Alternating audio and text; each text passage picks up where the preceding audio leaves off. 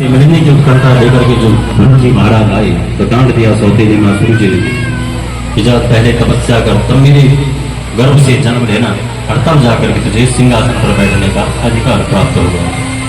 बेचारे इन बातों को सुन करके ध्रुव जी घर में आए, अपनी मां सुनीति से पूछा कि भगवान कहाँ रहते हैं, उनका पता ठिकाना मैं आज ही मिल करके आता हूँ।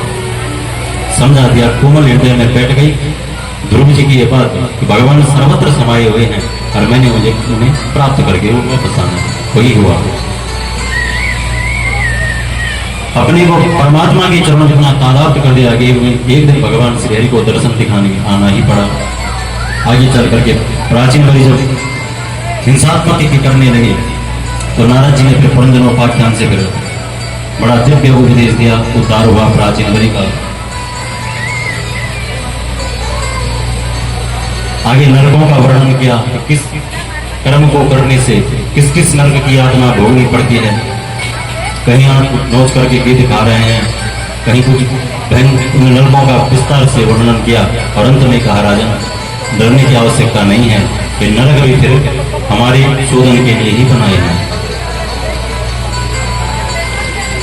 अंत में जाकर के रघुगण का फिर विश्वरूप देवताओं के पुरोहित भी बने।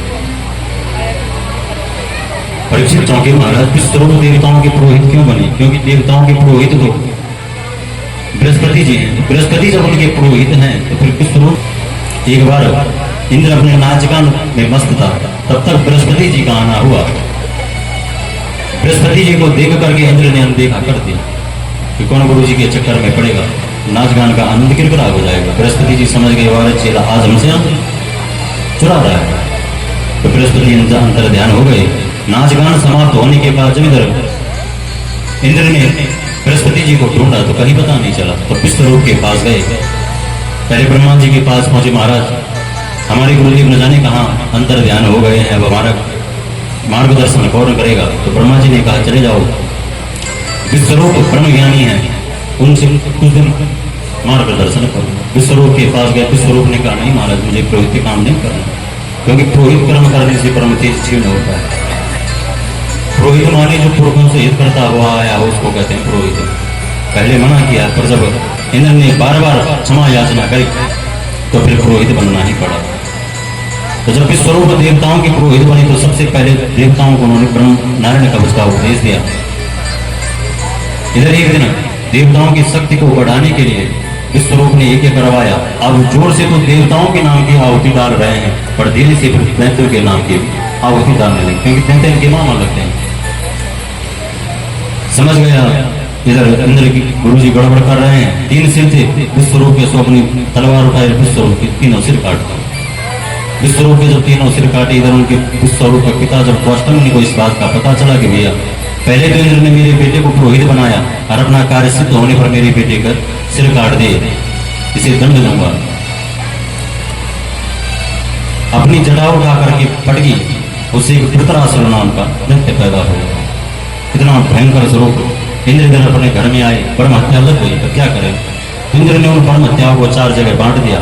पहला भाग ऊसर भूमि को दिया, दूसरा भाग वृक्षों को दिया बूंद के रूप में, तीसरा भाग जल को दिया झाग के रूप में, और चौथा भाग स्त्रियों को दिया रजस्वला रूप के धर्म में।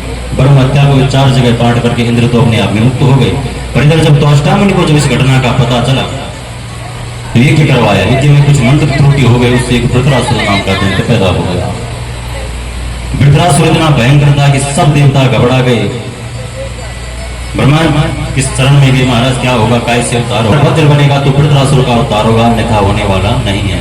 सब गए दधीचि मुनि को प्रणाम करते हुए कहा महाराज हमें आप अपना शरीर दान कर दो। दधीचि मुनि जोर जोर से अजय देखता हूं, तुमने मांगने में बिल्कुल संकोच नहीं किया, मांग भी रही। और शरीर के कोई दान करने की चीज है क्या? देवताओं ने कहा महाराज हमें भगवान विष्णु ने भेजा है। तो दधीचि मुनि ने कहा अगर स्वयं विष्णु ही क्यों आ जाते तब भी मैं अपना शरीर दान नहीं करता, इस शरीर के कोई दान करने की चीज है क्या? देवताओं ने कहा महाराज अगर देने वाला अगर लेने वाले की परिस्थिति पर विचार करे तो कभी देने से मना भी नहीं करेगा, और अगर लेने वाला अगर देने वाले की परिस्थिति पर विचार करे तो कभी फिर मांग भी नहीं सकता। इसलिए महाराज हमारी परिस्थिति को समझो। प्रसन्न हो गए दधीचि मुनि ने कहा देवताओं मैं तो तुमसे कुछ परामर्श की बात करना चाहता था। अरे मेरा इस शरीर अगर तुम्हारे काम आ गया तो इससे बढ़िया बात क्या है। बैठ गए दलीची मुनि, खाद्य पदार्थ लगा दिए गए, हड्डी गायों ने चाट चाट करके हड्डी ही शेष छोड़ी, बाकी सब खत्म।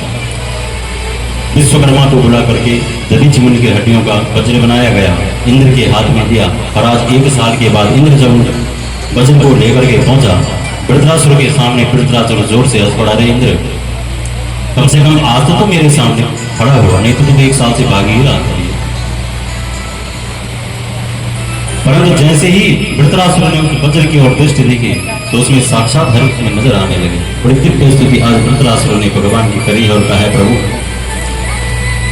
चाहे मैं आपका दास बन सकूं या न बन सकूं, इतनी पात्रता मुझ में हो कि मैं आपका दास बन सकूं या न बन सकूं, परंतु प्रभु इतनी कृपा करना कि मुझे अपने दासों का भी दास बना देना। जो आपके चरणों में पहले ही अपने को तादाप्त कर चुके हैं उनका दास मुझे बना देना लगा हो, परंतु अपने दासों का दास मुझे बना देना हो, मेरा उसी से कल्याण हो जाएगा। बड़ी दिव्य 4 श्लोकों में वृत्रासुर ने भगवान की दिव्य स्तुति करी है।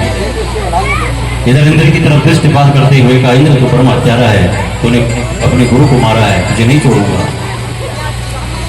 एक मुष्टिका का प्रहार इंद्र के हाथी के सिर पर किया, हाथी मूर्छित होकर घूम कर गिर पड़ा और इंद्र के हाथ से ऊपर छू गया। अब लज्जा होने लगी इंद्र को कि भैया इस वज्र को कैसे उठा। वृत्रासुर बोल पड़ा, इंद्र वज्र उठा ले, नहीं तो मरने वाला नहीं होने। लज्जित होकर के इंद्र ने जब उस वज्र को उठाया, इधर जब एक भुजा का प्रहार करना चाहा वृत्रासुर ने इंद्र के ऊपर, उस दलीची मुनि के बने हुए हड्डियों का जो वज्र था, इंद्र ने एक हाथ भुजा काटी, दूसरी भुजा का प्रहार करना चाहा, दूसरी भुजा काटी। अब दोनों हाथ कटे, इतना भयंकर लगने लगा वृत्रासुर। इधर बड़े वेग से मुंह फाड़ करके जब वृत्रासुर इंद्र के समीप आया, इंद्र कुछ करना ही चाहते इस इंद्र को ही गटक गया। देवताओं में हाहाकार मच गई, अरे महाराज ने तो इंद्र का ही नाश्ता कर दिया। परंतु नारायण कवच की शक्ति उस वज्र में थी, सो हाथ में था, इसलिए इंद्र मरे नहीं। और 1 साल के बाद कुक्षिका का भेदन करके हुए और आज उस वृत्रासुर का भगवान इंद्र ने उद्धार किया। गुणवान के बिहारी